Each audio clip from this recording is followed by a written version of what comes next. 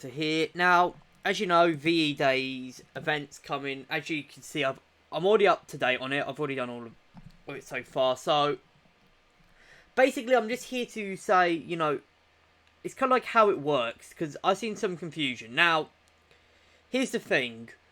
So, the way the event works is there's 5 stages. And each stage will give you these...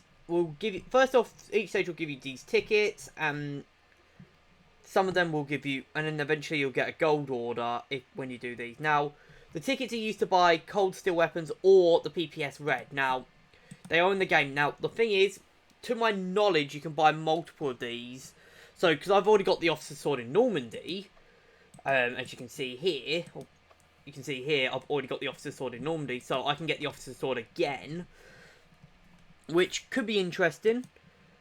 So swords obviously are quite good. Now, here's the thing which I found, right? Because there's many swords, because you can get even 5 swords or 1 sword and a PPS, it actually has a cool balance. Now, some people like my friend, like people who just don't use the Soviets, for example, they're not going to use this PPS, okay? Which is fine, because not everyone's comfortable with using the Soviets, not everyone likes the Soviets. But I can understand, it's a fair comparison. You can either take a load of swords, or you can get 1 sword and this 1 weapon which probably may never be seen again. I'm personally going to go for the red PPS, and then maybe and then a sword on a campaign. I don't know which campaign I'm going to have the sword on, because I've already got the sword on Allies, which is on this dude here. This dude's got the sword for the British. I do love this sword. It's like a cutlass. It's awesome. I've also got the swords on Normandy for both sides. So this dude's got the officer's sword. Not as cool looking. I prefer the British sword, obviously. I will say that the German sword's my favourite. I do love that sword. Just the handle alone makes this. So, yeah. Now, today, already there's been 2 days on the event. So, if you haven't done anything on the event, you will have to do every event from today onwards.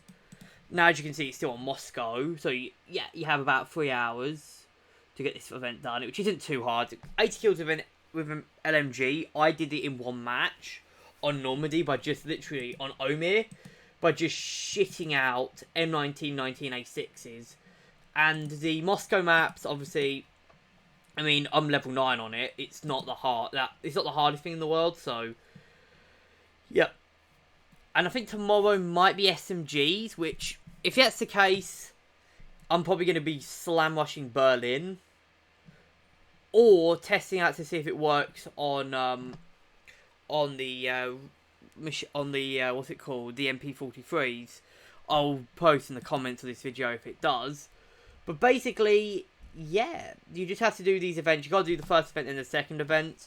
Not too difficult, but the more you do, the more you get. So basically, every time you complete an event, you get a silver order, which is fine, I guess. I mean, it's a silver order at the end of the day, so you can't complain.